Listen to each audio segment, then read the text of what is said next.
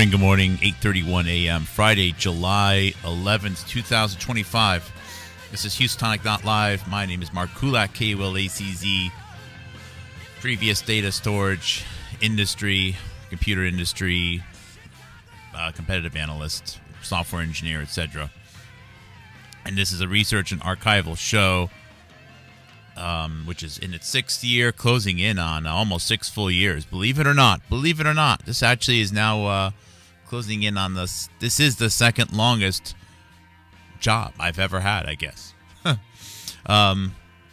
Anyways, it is, we are having this 283 series, and this is the episode 6 in the 283 series.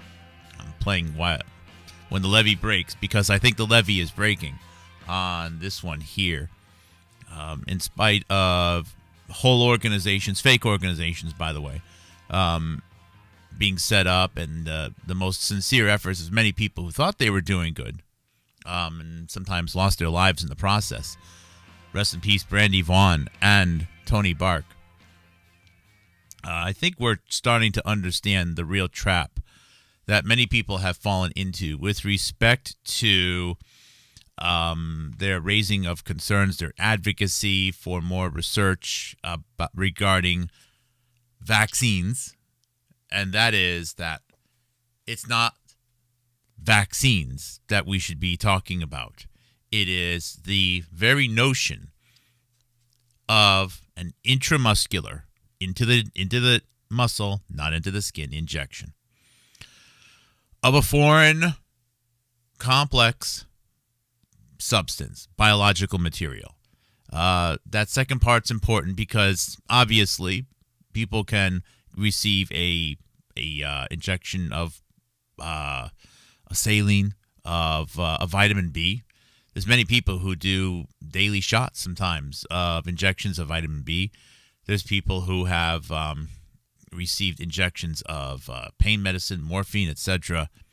So obviously people go, well, you can inject things and you don't die.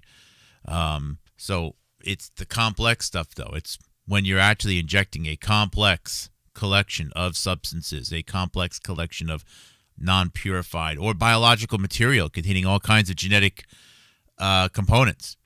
The injection of vitamin B and the injection of morphine is not a complex series of fats, of lipids, of genetic material, DNA, and all kinds of other stuff, or sometimes full organisms which are dead.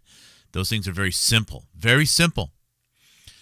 And the practice of an intramuscular injection for vaccines to provide immunization for someone or something, some animal,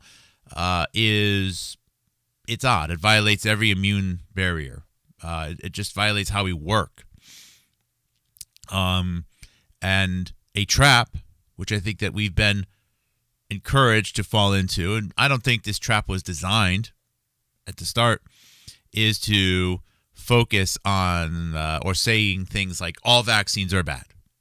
As a matter of fact, now I can see a Dr. Michael Yeadon, that Pfizer guy from France. And by the way, I have a hard stop today. It's very early.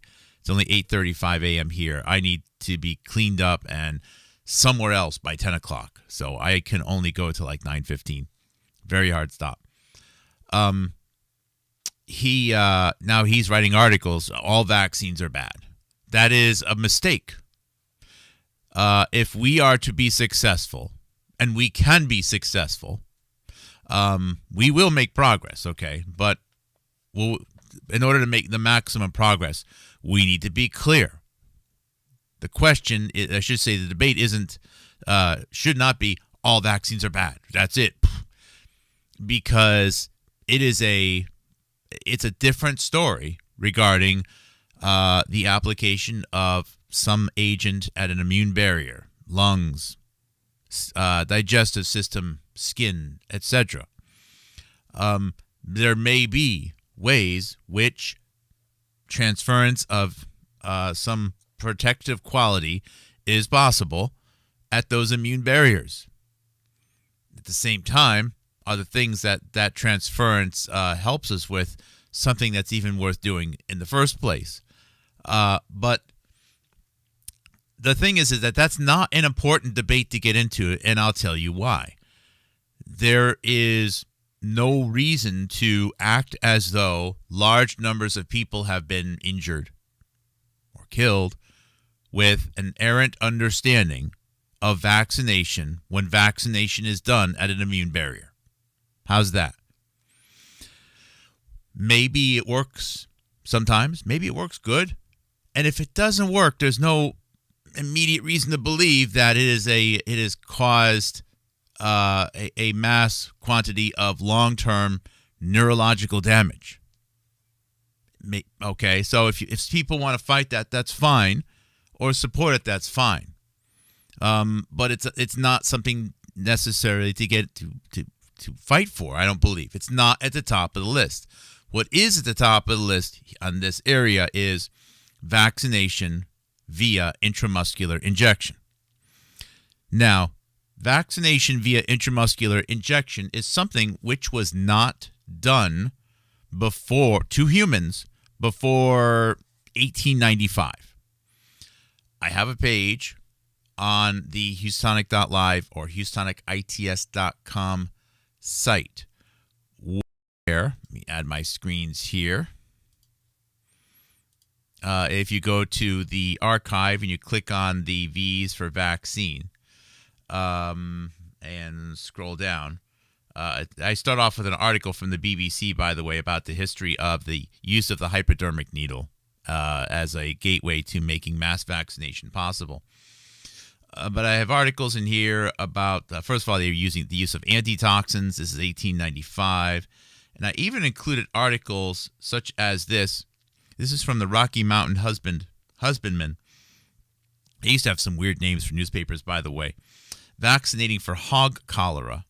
And this is an article from, I think, like 1898. Yeah, 1899. And here, like the Pasteur Vaccine Company. And there was this heavy promotion of using hypodermic needles for something more than just a morphine shot. The hypodermic needle was initially used for morphine. I'm going to say that again. The hypodermic needle, it was used for a bunch of things, but the predominant use was morphine. And for people who were dehydrated, the injection of water, that actually happened as well. It was not being used for vaccines for at the skin, the smallpox vaccine, scarification, etc. Someone at some point came up with the idea of injecting vaccines into farm animals because it would be easier and because they couldn't complain. This was around 1880, 1890. I know it's a long time ago, but it's so important. Now, at that time, there wasn't a big difference between doctors who worked on animals and doctors who worked on people. Matter of fact, with most of the economy still in agriculture, many doctors who worked on animals also worked in people. So very quickly, over the next few years, doctors got the idea of hey, if there's these, maybe we can vaccinate people against stuff too.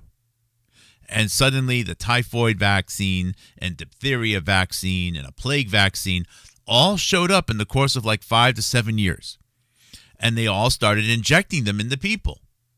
I don't know why they went straight to the intramuscular injection. Maybe it's because that's what they were doing with the farm animals. Now, of course, it hurt a lot, and there were mixed results. The main vaccine that people were getting, the predominant one, was still the smallpox vaccine. So this explosion of vaccinating animals, really, came before people. Now, whether or not it was good intentions to make more vaccines for people and the use of and vaccination of farm animals, almost all exclusively with intramuscular injection, simply cleared the way, or if it was some conspiracy with the Pasteur Institute and wanting to get more money, I don't know.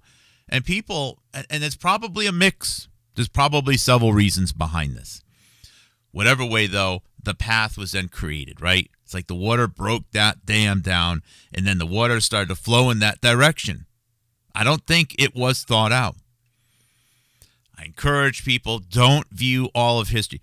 Man, one horrible piece of advice or encouragement, I should say, that comes from a lot of the worst, which really means they're not just bad researchers, they're actually controlled opposition people in this world of research, is they encourage people to think that there's some master 100-year plan by the bad people, the Illuminati or some shit like that. There isn't, okay? If someone had the idea of how to do everything in over a 100-year plan, they would just say, well, can we just do it in 10 years? There's no 100-year plan. Things happen. Bad ideas. There's bad ideas, bad decisions. I don't think this was planned. So the intramuscular injection of people started. And as I've shown yesterday, 2 days ago, the phrase poliomyelitis was almost never used until 1903, 1904. As a matter of fact, the usage of the phrase poliomyelitis and the discovery of it in U.S. newspapers trends perfectly with the increased uptake of new intramuscularly injected vaccines for people. It's almost a perfect correlation. There was no polio caused by the smallpox vaccine in the skin. Matter of fact, there was no SIDS. Nobody got I'll just say something absolute, which I don't think any child got a smallpox vaccine at the skin and then died in their crib. I'll bet you no child got a smallpox vaccine on the skin and then next day had constant diarrhea for the rest of their life. I'll bet you no child got a smallpox vaccine on the skin and then had neurological damage for the rest of their life. However, shit like that did happen when they started doing intramuscular injection. So, it's not a vaccine. As a matter of fact, if they injected babies with a ground-up steak and cheese sandwich, I'll bet you the same things would have happened. If they injected babies with ground-up Cheese Whiz and Soprasetta, and heck, let's throw in some carrots as well, so it's healthy, I'll bet you a lot of babies still would have gotten neurological damage. It's not the fact that it's a vaccine. It's the fact that a complex collection of biological material and who knows what else, contaminants, is being intramuscularly injected. And by arguing about vaccines as opposed to intramuscular injection, it's an unwinnable argument. That wasn't designed. That argument was not manufactured like, hey, how do we get people to argue endlessly about this? No. I just think that over time, there was probably a planning of, okay, so there were these mistakes, but we want to keep people available for medical experimentation. How do we do this? And it was decided that's how they're going to construct it. And sure enough, people have been in that trap for a long time. Now, clock is ticking, 8:45. I only have like 30 minutes left right now. 1918. In the year 1918, it is generally understood that there was this horrible epidemic, the plague, okay? People have probably seen this chart a million times. The influenza pandemic, America and Europe during 1918 and 1919. There are these waves of increased people dying from influenza. Scoot out of the way just a little bit more. And I did not repost yesterday's program, by the way, which covered a lot of the same subject, because there were enough nuances wrong that I felt as though I could re-record it and get it more accurate. So you can see, there's people dying of influenza, and then there's this surge between October, November, December, and then it sort of happens again in February and March. It's interesting. You'd think that the worst of the influenza would be between December and January. I didn't know flu happened and then stopped around for what? Thanksgiving and Christmas, and then started again in February. Influenza doesn't do that. Influenza doesn't do that.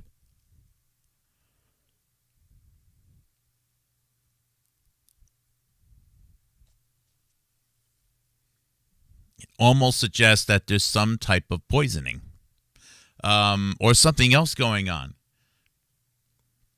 Now, we also know, as I showcased yesterday, I don't know if I have the newspaper article available here. What I also showcased yesterday was that the gosh darn it. What I also showcased yesterday was that the majority, the highest percentage, at least within the United States and Canada, the group of individuals that had the highest percentage of deaths from influenza in 1919, surprisingly, was the Native American population, which is not a dominant population. It was probably percentage-wise more then, but 3%, 5% then. I know right now in the United States it's only about, like, I'm guessing 1.5%. And then the next highest, by a wide margin still, was military personnel, Army, Navy. Obviously, there's no Air Force in 1918. Army and Navy. And then there's the civilian population. So it mostly hit the Army and it mostly hit the military. But even worse, for some reason, Native Americans. And within the military, it hit white and blacks alike as far as deaths go. So there's a lot of confusion about where exactly this thing came from. And just by participating in that argument, there's a belief that it's something that's contagious. It's spread from person to person, and if one person does have a bacterium in their lungs, it is possible for another person to get it in the right conditions and with the right level of contact. It's possible, but just spreading around the world like that, I don't know. Something else is definitely going on. But I was never able to quite figure it out. Now, it's been said before that there were some experimental vaccines, but I don't think anyone's ever really dug into it. Now, another thing to factor is that let's say we were to examine the possibility that there were experimental vaccines, okay, and that had something to do with it.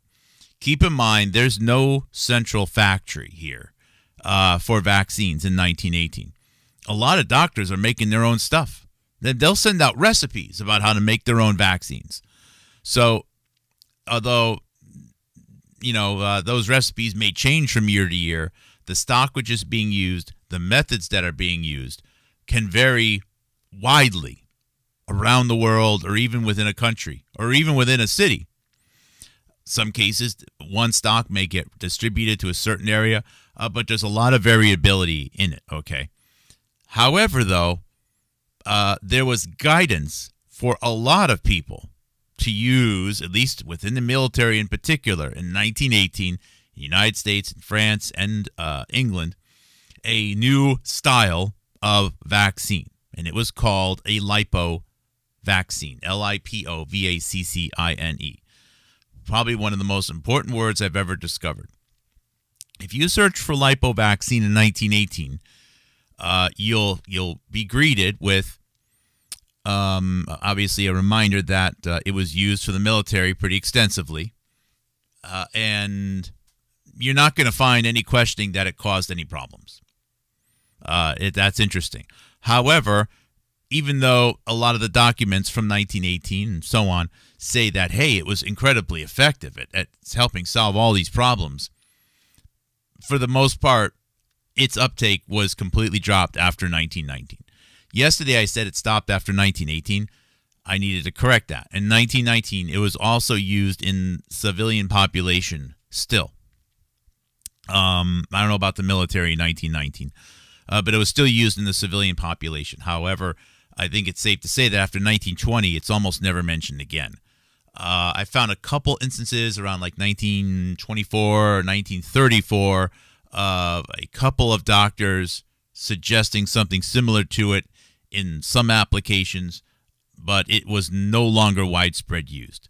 So I just wanted to make sure I didn't, I corrected the nuances of that language. So if we go to the vaccines intramuscular injection history page that I have here. Let's see. Let's go to 1918. Here we go. This is from the El Paso Herald. This is January 26, 1918. French science discovers method of inoculation causing no ill effect. Paris, France. French science has made a step forward that not only saves 99 lives where 100 were formerly sacrificed, but guarantees comparative immunity to the entire army from the dread scourge of typhoid fever through a new process of vaccination that does not put the inoculated soldier on the list of indisposed. Typhoid and army conquered. Through the use of anti-typhoid vaccine in a new form called Lipovaccine, the government has reduced the mortality among soldiers from typhoid to 1 in 100,000 as compared with the pre-war figures of 100 in every 100,000. In addition, the injection of the germ culture does not produce a fever in the patient nor cause him any inconvenience beyond the temporary scratch of the syringe. A short time prior to the declaration of hostilities, a law was passed in France making anti-typhoid vaccine compulsory. This is an important detail. I'm going to show you why.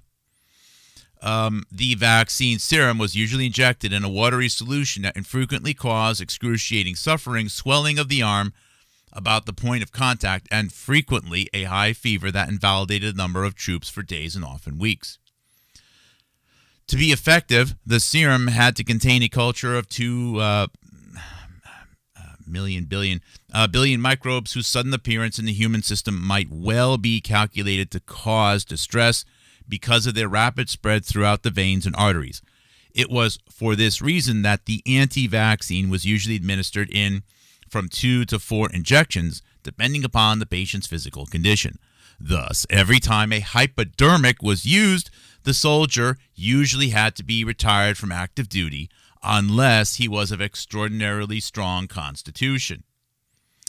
Causes determined. Experiments made by the leading chemist of the nation resulted in the early discovery that the illness of the troops was brought about by the rapidity with which the watery solution and its charge of microbes was assimilated by the blood. The injections of the Eberth bacilli and the paratyphoid cultures frequently placing 75% of the troops on the sick list. So, if the troops are getting sick at 75% a clip after the injection, we got problems. Okay, how do you inject them if so many are getting sick? As the effectiveness of the vaccine only continues for about a year, a large part of the French forces was thus continually indisposed and resulted in the loss of valuable units. The chief surgeon of the Navy, Dr. Lemoynier, and he has a Wikipedia page that, by the way, does not mention his invention, which is a red flag that it matters. The absence of something is usually a suggestion that it matters. The absence of something really important means it matters.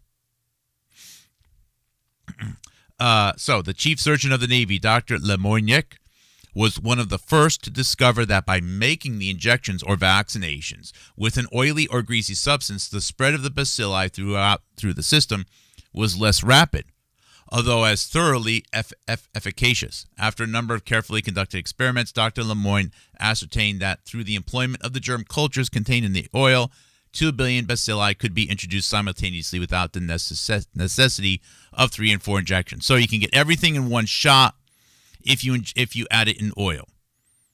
So if you put everything in a shot, if you put 4 injections into 1 injection because it's an oil, because it's supposedly going to slow down the absorption and it's going to be longer lasting or something like that, reduce the shock to the system, the soldiers can take it. And it just so happens that the time with which this is being administered is the year of 1918.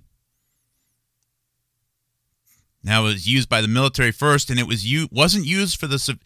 Here's the part that matters. It was not used for the civilian population until later 1918. Look at U.S. newspapers. In later 1918, they show enthusiasm amongst the civilian population that they could now get access to lipovaccine technology, which the military had already been using supposedly successfully.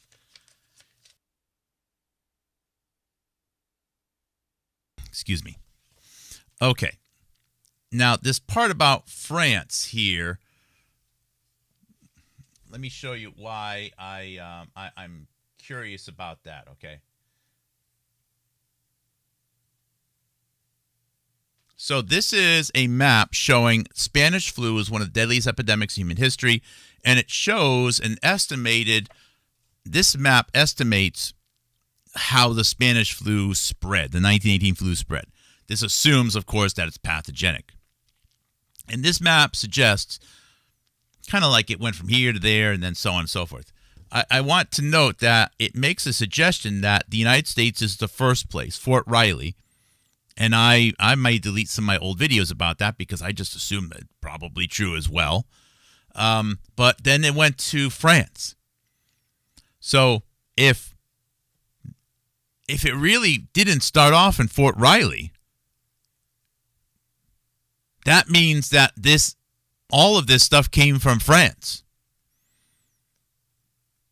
What I'm suggesting is that if the development and the research, the introduction of the Lipovaccine was in France, then maybe the 1918 influenza was really a bad idea born in France to add several times the amount of a bacterial agent and all kinds of other stuff, which would have been distributed over several shots into one shot, and it was made only worse by adding it to oil from all kinds of other sources.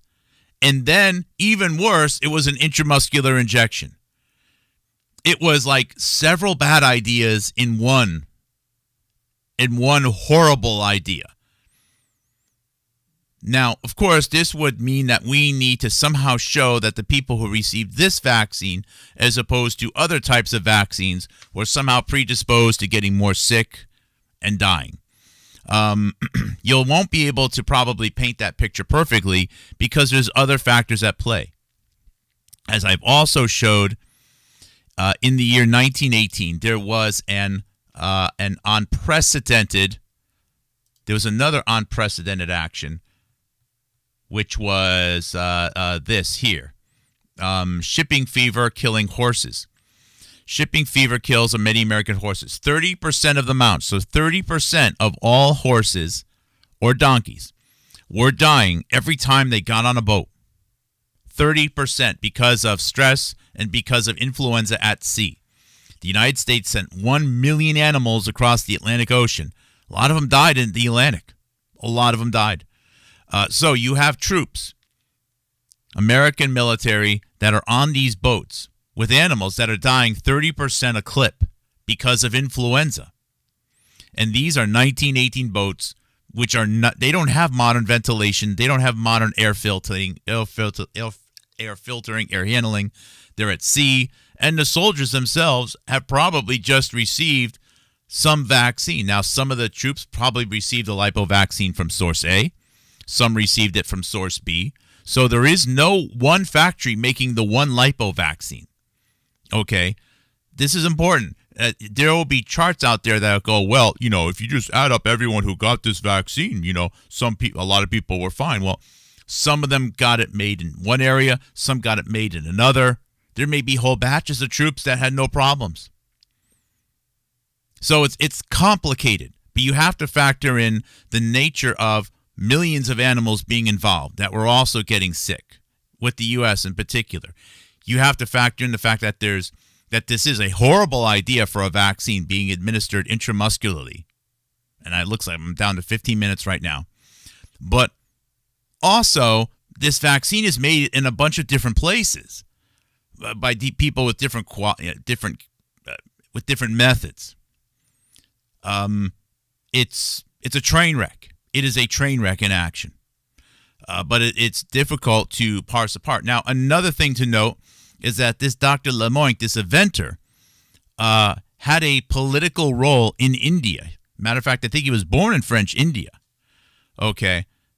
So what this means is that, and I also want to note that the development of the intramuscular injection vaccines for typhoid and plague were first rolled out in India in the early 1900s. I've found the articles about this as well. So, although I don't have any articles that have details about it, if there's another country that would have also likely had an increased uptake of deaths, possibly from people being injured with this intramuscular injection of this Lipovaccine, okay, it would have been in India. And India is noted as having an increased number of deaths in 1918. Again, it's a complicated story because many people want to tell that 50 million or 100 million people died in 1918, and that's not true. If you look at world population charts, look at the line, you will not notice 50 to 100 million people going missing in 1918. In other words, I'm not contesting the fact that there were deaths from this. I think it's pretty obvious that there were, especially in the United States. But India, they also had severe climate conditions. They also had their own civil unrest ongoing. There were a lot of things happening in India. In addition to that, they were probably had some uptake of this experimental vaccine.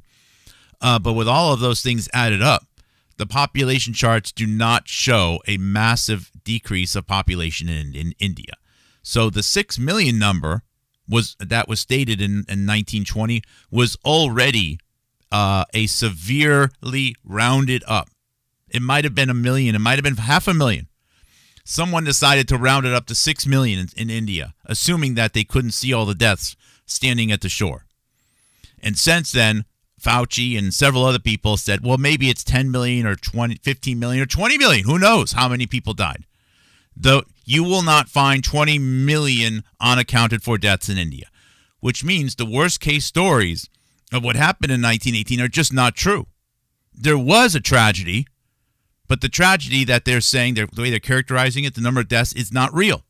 So there's no need to account for in India 20 million people dying of either influenza or this Lipovaccine. Same around the world. I have a newspaper articles that showed nobody died of influenza in China in 1918. Now, I don't know if that's strictly true, but China wasn't worried about anything. They were fine that year. They didn't have any problems. Okay. Continuing on here, because now I'm down to 10 minutes. Okay, I'm down to 10 minutes. I found several research papers. This one was the Journal of American Medical Association, published March 30th, 1918. It was actually written in December of 1917. And this is an article, this is an experimental investigation of lipovaccines and an additional note about them. I actually found the Sci-Hub download of this one here. And again, go to HoustonicITS.com or Houstonic.live. Go to the letters, click on the V's for vaccine, and scroll down. It's towards the bottom, vaccines injected history. Here we go here. An experimental investigation of lipovaccines. Again, this was written in 1917. At the Washington meeting of the Society of American Bacteriologists in December 1917, we presented a preliminary note on lipovaccines.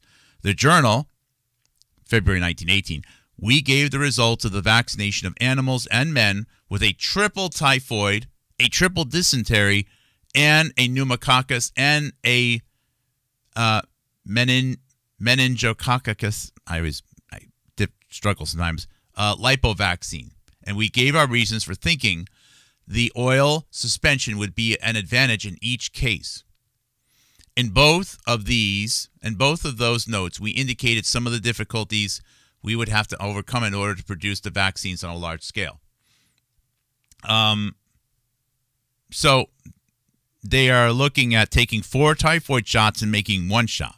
They also say that they're taking 2 or 3 shots of pneumococcus and making 1 shot. I promise you, okay, that it didn't end there. I think that they just went for it. I think some places went for it and gave 4 typhoid shots and 2 pneumococcus bacterial shots, and maybe even a meningitis one, all mixed up in one slurry and injected it all at once because they didn't know how to inject 3 million American troops and keep track of it. They went for it. And when they say an oil suspension, the oil is not inert. Things that I've heard mentioned in oil were the oil from lamb wool, sperm oil, which is not, semen oil, but sperm oil, various types of vegetable wax, all kinds of interesting things, which are not necessarily things which would be poisonous to eat, of course. However, to inject them, as I went around yesterday in the mini mart, yeah, it's not a good idea to live on dried potato strings. However, to inject them is a whole other ball game. Some people don't like to eat meat. They don't like to eat red meat. Fair enough. Okay. However, our digestive system can get a lot of nutrition out of red meat. Some people say it's actually the best thing to eat. Don't need to get into it. The point, though, is that you don't die eating red meat, okay? However, if you were to grind up red meat and then inject it, it's a whole different ball game. And the preparation for these vaccines oftentimes used beef broth. I shit you not. Beef broth. Beef broth. Beef broth. They went to the restaurant and got beef broth. And then they threw the germs in there, and then they mixed it up with the oil. And then they injected people. And this happened 1 year and 1 year only. Oh my goodness, what a coincidence. It happened in 1918, the year of the great influenza. So the year of the greatest influenza, the greatest pandemic, the pandemic of all pandemics that everyone loves to talk about, the justification for more intramuscular vaccine today and the future, just happens to be the same year of the intramuscular injection of the stupidest thing that was ever injected into any human body of all, ever. That is a hard coincidence to just overlook. And somehow, people who are worth millions of dollars selling books and Substacks and touring the world and leading the Children's Health Defense or Children's Health Destruction story, and hundreds of other citizen journalists, people who have gotten time with congresspersons and even spoken in front of the United States government in Congress, have all somehow missed this. I truly believe that this is an unavoidable, real, critical part of understanding what the hell happened in 1918. And this is what I'm bringing to you. I'm not here to have a locals network or a chat group and start a social circle and so on and so forth and do fun videos with witty titles and so on, or to entertain you. This is what your support gives me the ability to have these subscriptions, to maintain this equipment, to back up this stuff, and to come up with these explanations, which the people who are elected to office and the other fake controlled citizen, independent, not actually independent journalists should have been talking about all along, that have been taking your money $5, $10, $1,000 at a clip. This is what they should have been talking about. Because they take money to lie about why people died is why we're in this situation. I didn't even look at the history of intramuscular injection until just a couple of weeks ago. And I'm already here. Imagine where I could be in another month. And this is after all of the other stuff that I produced on this channel here. And I never would have looked at this if it wasn't for the scientific background and curiosity and the several years of his hard work, Jonathan Cooey, PhD. I never would have looked at this.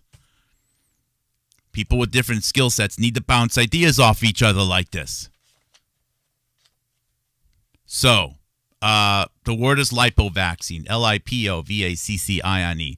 I have a page. I have the links here for several research papers. If you're looking for an article that says it was terrible, you won't find it. However, it's curious, though, that you'll find all of these newspaper articles and research papers published by the government and so on that all say it works great. And then they stopped using it. It worked great, but they stopped using it. Sometimes they'll say, maybe the old saline solution, the watery solution, actually did a fair enough job at suspending them. That's the best you'll find. But if it worked great, why did they run away from it? Why has it never been used again? And I think the answer is obvious. They don't want to admit what it did. They don't want to admit what a terrible idea it was. And the extent, the severity of the damage wouldn't have happened if it wasn't intramuscularly injected. It's not because it was a vaccine.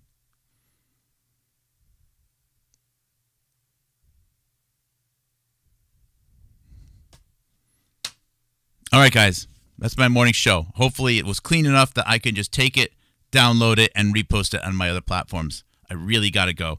Love you very much. I hope to do another show later. See how the schedule permits. Take care. God bless. Intramuscular injection of a complex collection of substances and biological material.